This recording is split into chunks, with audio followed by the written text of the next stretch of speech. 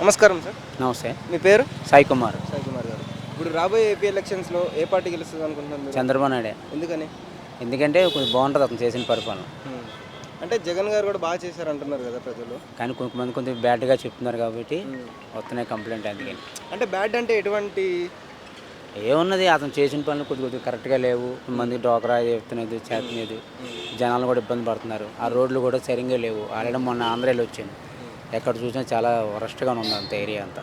అది అంటే ఇక్కడ కాంగ్రెస్ గెలిచింది కదండి, అక్కడ కూడా ఒకవేళ కాంగ్రెస్ అనుకోకుండా ఏమన్నా ఎక్కువ సీట్లు గెలిచే ఛాన్సులు ఉన్నాయంటారా? కాంగ్రెస్గా కాంగ్రెస్ చెప్పలేం అనుకోను. కానీ చంద్రబాబు నాయుడు బాగా ముగ్గు ఈసారి. ఎందుకంటే అతనికి వేయాలని చాలామంది కూడా ప్రొసీడ్ అవుతున్నారు. అంటే ఇప్పుడు టీడీపీ ఇంకా జనసేన రెండు పొత్తుతో వస్తుంది కదా, పవన్ కళ్యాణ్ గారికి సీఎం ఇచ్చే అవకాశం ఏమన్నా ఉందా? లేదు, పవన్ కళ్యాణ్ లేదు అసలు. పవన్ కళ్యాణ్ సీట్లు రావచ్చేమో కానీ మధ్యగా ఉండొచ్చు, కానీ సపోర్టింగ్ ఉంటుంది. అంటే పవన్ కళ్యాణ్ గారు కలవడం మంచిదే అంటారా లేకపోతే? మంచిదే, మంచిదే. ఎందుకని? ఎందుకంటే అతను కూడా చేసిన ఉన్నది కొద్దిగా పరిపాలన కూడా కొద్దిగా, అంటే కొత్తగా వస్తుంది కదా వీళ్ళకి, కొద్దిగా అనుభవం ఉంటుంది. ఈయన సీనియర్ క్యాండిడేట్ కాబట్టి చంద్రబాబు నాయుడు కొద్దిగా సపోర్టింగ్ ఉంటుంది.